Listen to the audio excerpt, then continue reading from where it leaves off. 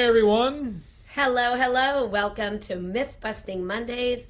I'm Orna Walters. and I'm Matthew Walters, and that's right. Every Monday here on Myth Busting Mondays, we bust common myths about love, dating, and relating.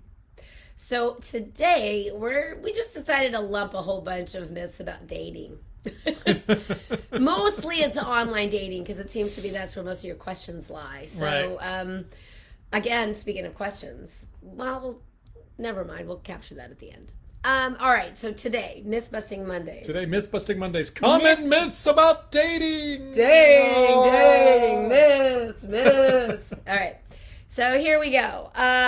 The one we hear a lot is this common myth is just a bunch of BS. That online dating is full of fake people and scammers. No. Fake people and scammers. Sorry. Myth on the myth meter? 2 thumbs down. That's not true. We say you can only be scammed if you give money to a stranger. Never give money to a stranger. Never give money to a stranger. A stranger is anybody you've not actually met in person. If you've only communicated online, I don't care if they wrote you Shakespeare level prose. That doesn't qualify that person to be who they say they are. So make sure, you know what, because of the old pandemic situation, it's very easy to find a way to verify a person's identity. And even if you have verified that person's identity and they are who they say they are, guess what? Still don't give that stranger any money. There's no reason anybody you meet online should be asking you for any kinds of help of any kind, even if they supposedly traveled to another country and their stuff got stolen. Yeah. Really? They're contacting you to ask for help? Don't they have family and friends? Because you know what? You do. You wouldn't be calling that stranger from the interwebs. Exactly. Or an app, right? Exactly. So don't give money to a stranger. You won't be scammed. And you know what? Look, there's probably a small percentage of people out there looking to get something from you like that. And the same small percentage of people exist out in the world. And they exist outside of dating. They exist in your email, right? I mean, we all get the weird email from the guy overseas who either has hacked your computer and he's got dirty videos of you masturbating to porn. Oh my gosh. Which don't exist. And even if they do, he doesn't have them. Or they discovered you're some long-lost relative of so-and-so, and if you just give them the information to your bank, they'll wire you all the funds that you're supposed to be yours. No, sorry. You're not going Right. to fall for it in your email. You're not going to fall for it, anywhere else. So don't fall for it. It's rare. It's super, super rare. Just take care of yourself. Don't send anyone money. Don't make an emotional investment in a stranger, basically is what we're saying. So let's move on. Let's move on. I can't find people to date because of where I live. Can't find people to date where I live. I live in a tiny town. Oh, I live in a bustling metropolis. We've heard it all. Yeah. From You're not all aware around- of the dating situation here where I here live. where I am, things are It's very different. specific. Oh, everything's different wherever that person is we're talking to on the phone. And look, over a decade with clients all around the globe, we hear this all the time, that they can't find someone near where they live. We had a client a couple years ago. She's in this group. Hey, you know who you are. She lives in a rural town in Pennsylvania. It's like 3 hours to the nearest city or town. And she swore up and down that there's no one to date in her town. Seriously, the woman has found so many people locally and not too far away to date. So do we want somebody geographically desirable? Absolutely. But you know what? Dating is a process. And people can always move. As a matter of fact, we know somebody who lost her fiance. Her fiance passed away, and a couple of years later, she met this lovely, she lives in California, by the way. She met this lovely gentleman who lives in Massachusetts, and they are together, and he moved to California to be with her. So look, it doesn't mean that you have to be doing things that way either, right? If you're really like, I'm not interested in moving, I want somebody local, what we want to say is this. If you're having trouble finding dates, then we suggest you look in the mirror. And this is why. Not because there's something wrong with you, but because you're delightful, but your thinking may be off. Your mindset may be off. If you're not finding your people... strategies may be off. Yeah. I mean, if your limiting beliefs, your strategies, your beliefs about love or what love could mean for you, Or maybe you're just limiting yourself too much. So that's going to lead us to the next Well, thing. actually, there's a couple more things to say. So Orna mentioned like rural communities. We hear that a Yeah. lot, but we also hear from people who live in places like New York and Los Angeles that these are terrible places to date. Chicago or Houston. Or Houston or wherever, San right? Francisco. And I think the one about Los Angeles is hilarious because, I mean, there's how many, millions of people that live in the Los Angeles area. I think if you live in Los Angeles, as long as you date outside of the entertainment industry, you're good to go. Hey, you're hilarious. Don't. Oh, I have a lot of friends still in the entertainment industry. I know, I'm joking. Matthew's But we holding all out know a- the writer, right? We all know the writer who Look, works in a coffee shop. When I was online dating, every guy I met was a writer, literally every single guy. And I mean, like successful writers on TV shows, had films, had awards, etc. But every guy was a writer. Oh, yeah. So, but Matthew, don't tell people. I know. I'm Those making a attitudes- joke, but the truth is, it doesn't matter. There are single people where you live who are in your age range, where you live, who are also looking to, get in a relationship in the place that you live, and who also may be attracted to you, and you may be Yes. attracted to them. It Yes. doesn't matter where you live. All of those things exist. And when we talk about attraction, it's because it's one ingredient in a mix, in a recipe, right? It's only one ingredient, like yeast. You may have heard me say this before, right? So the reason why we focus on chemistry is because that's the spark everybody's looking for. But here's the deal: you're not going to find it in a profile. Nope. You're not. So stop scouring through a profile looking for your soulmate. You know what? You're looking to meet somebody for coffee, and that's it. Coffee, a cocktail, Or a video date these days. yeah, or a video virtual date, right? Yeah. Like an ID date. Are you really you, right? We can play this game. Are you really you, right? Jump on Skype or iPhone chat or whatever. Look, here's the deal.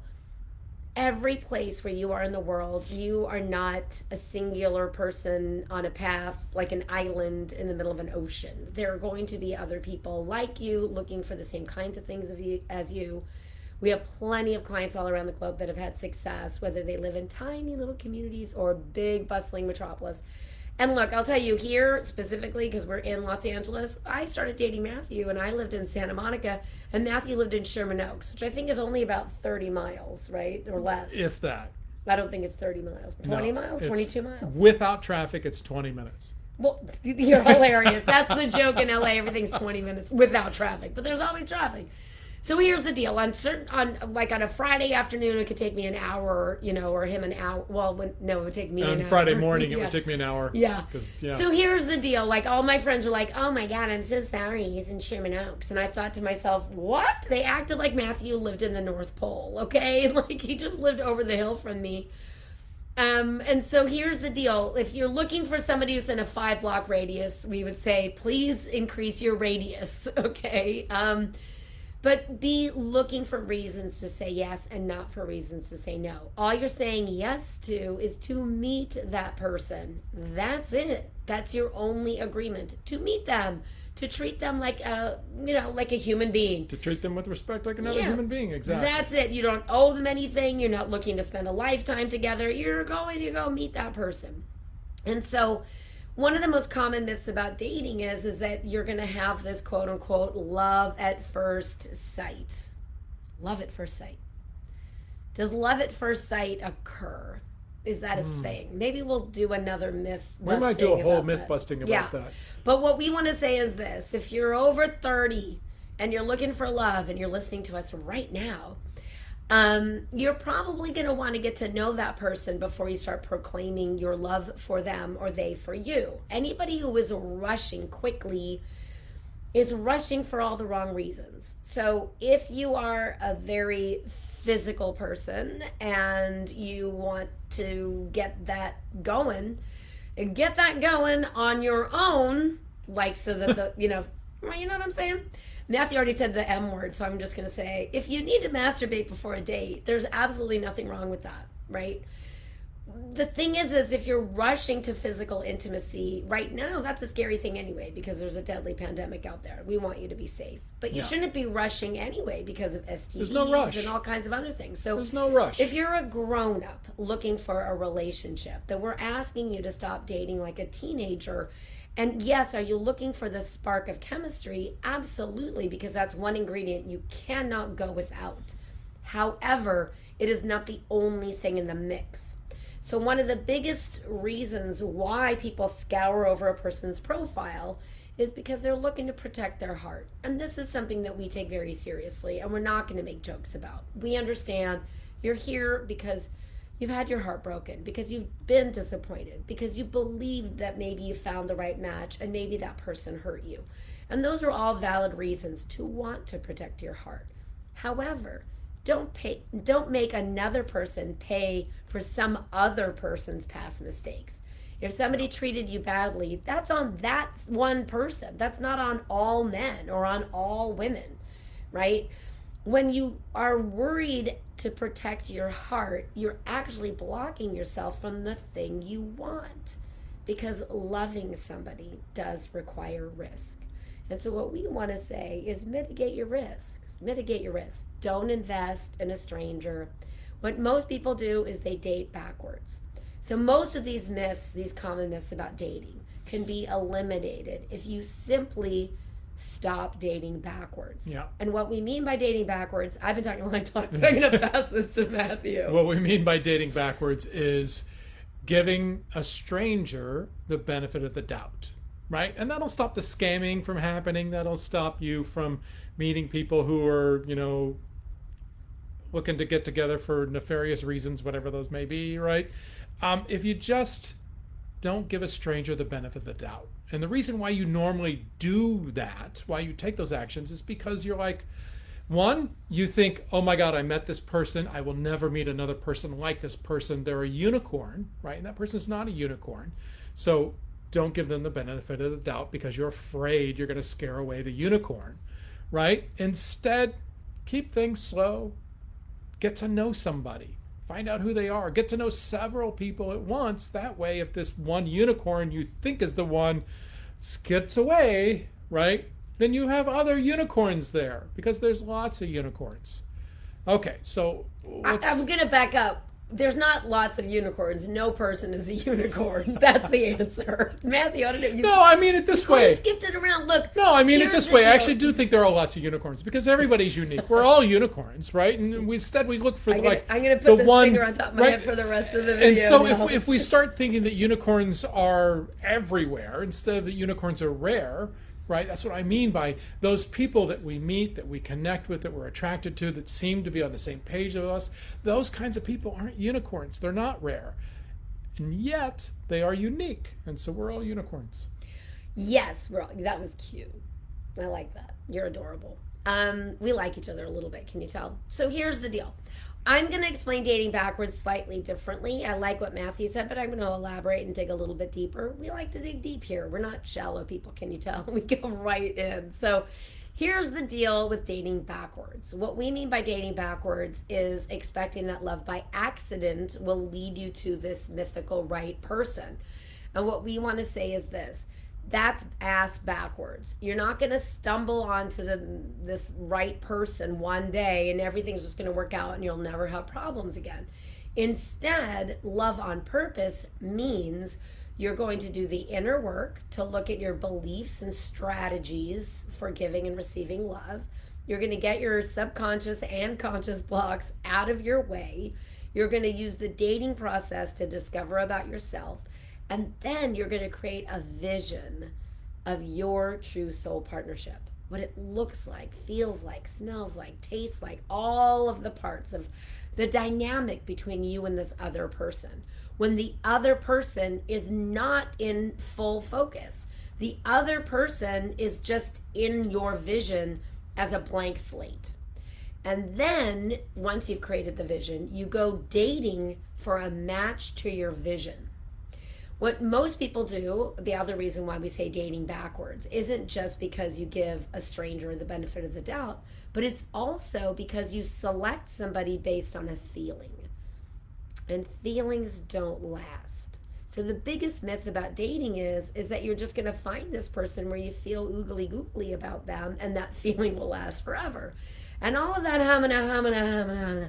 yummy stuff, it's going to be there, but it's not going to be like it was in the beginning. I mean, as much as I know in the beginning of our relationship how yummy it was and all the humana stuff, The love we have for each other now is so much deeper, richer, complex, and extra yummy too.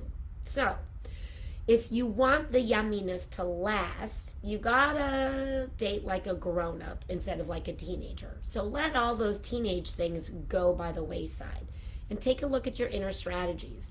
You can't protect yourself while you go dating thinking, oh my gosh, I have to make sure this person isn't an A, B, C, D, E, F, G, because I've been hurt by all those kinds of people. If you're up in the crow's nest looking for icebergs, you're gonna find icebergs. Instead, climb out of the crow's nest, take care of yourself by knowing who you are and trusting yourself, and trust your intuition about somebody. Okay. We have other myths. Here on our dating myths list. Dating myths list. I can't find people to date because I'm too young and or too old. So the truth is, your age is not the problem. Your age is not the problem. One, we'll just say that right away. Your age is not the problem. It is true that at different ages, you have different circumstances, right? Yeah. I mean, when you're 18, 19, 20, 25, 26, however, old you are, it's easy to find a lot of people to date. It's not that easy to find people who are ready to settle down and get married and have kids, right? When you're in your mid-30s, it's easy to find people who are ready to settle down and have kids. But, some of those people had their heart broken, and so it might be a little harder to, to find people who... And not everybody's ready to settle down. Not everybody's ready to settle down, and some other people have already settled down, and they're moving on to their second one, right? And so there's a little more confusion when you're in your 40s and 50s. Well, most of the people you meet have been through quite a lot, right? And they're trying to protect their heart while you're trying to protect your heart. And so there's different things to navigate, right? And when you get 60s, 70s, there's other things going on. The health issues start becoming part of dating. All of those things are true. And it doesn't matter how old you are, love is available to you, right? Love is always there. There are always people you can meet and date. My father, right? My mother passed away 6 years ago now. And 6.5. My father has had a nice, lovely friendship with a woman who he met in a grief group at church. He's now 86 years old, and he has a lady friend. Yeah, it's sweet. It's very sweet. So you can always find someone. You're never too young or too old. It's never too late to find the love of your life. And here's a common myth is you got to scour through their profile looking for clues about who they really might be, and then you take to social media to stalk them and look at their posts and find out everything you can. So here's the deal. You're not opening a detective agency. You, in fact, are not a trained detective. You don't have to be a trained detective. Oh my God, don't make it so hard on yourself, okay? You meet somebody online, great. They start a dialogue with you, or you start a dialogue with them. See how it goes, right? You don't have to make the hurdles so high that no one is going to swim across the moat and break down the castle gate and find you up in the tower that you've locked yourself in. As great as you are, nobody who doesn't already know you yet, no stranger's going to do that. They're going to move on to somebody who's easier to get to know. So once again, if you don't make an emotional investment in a stranger, you're good to go. You can go and meet people and date them and just get to know who they are by taking time. Time is your friend through the dating process, right? It's a process. So allow it to be a process. Remember, you're not opening a detective agency. All right. Here's another common myth about dating. Only desperate people are dating online. Seriously, I don't know where people get this stuff, right? We've heard this so many times, right? I don't want to be online dating. Everybody there's so desperate. Well, some people are desperate, some people aren't, but it's the best place to meet other single people who are interested in a relationship. Yeah, and looking to date. So here's the deal. If you think you have to be desperate to go online and you're still single, maybe it's time to let go of the belief that only desperate people are online. Because here's the deal. Before I met Matthew, I was fine being single. I mean, I had a full life. I had a great career. I had a lot of things going for me. But I really wanted to share my life with somebody. And so I was looking for somebody to share my life with. Not because I needed to share my life with somebody, but because I wanted to. And that's a big distinction. And I think this whole fear of codependence has us forgetting that we are interdependent. So I didn't need Matthew when we first started dating, but you better believe all these years in, I need him now. Yeah, you better believe I need this guy. But it doesn't mean we're codependent. We're interdependent, right? That's how human beings are supposed to be. Yeah. We are social creatures, right? Yes. We live in communities. We value families, right? And friendships, whatever those families are, either they're genetic or if they're families of friends, right? We value our communities. That's part of being human. And one of the ways that we can really create a really strong, powerful bond is with one other person that we become interdependent with. And it can be a lovely thing. It can be. Yeah. So we've been busting these myths, and we decided it would be good to give a few thumbs up to a few myths that we actually believe. What do you know? We found myths we believe about dating. So the first myth we believe about dating is there are plenty of fish in the sea. Yes.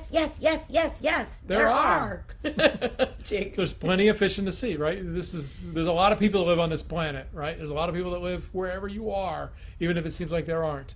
And there's a lot of those people who are single and looking for a relationship, and just available. like you. Yeah, they're looking for you. So make yourself visible. Plenty of fish in the sea. If you think of dating as kind of like a game board where you're advancing through a process, then you'll know that every experience leads you closer to your beloved. This is the way I thought about the dating process. And so use every experience to grow past that person and go, oh, I get to be better. I get to know me better. I get to know who I am better. I get to become better. And most importantly, you get to practice.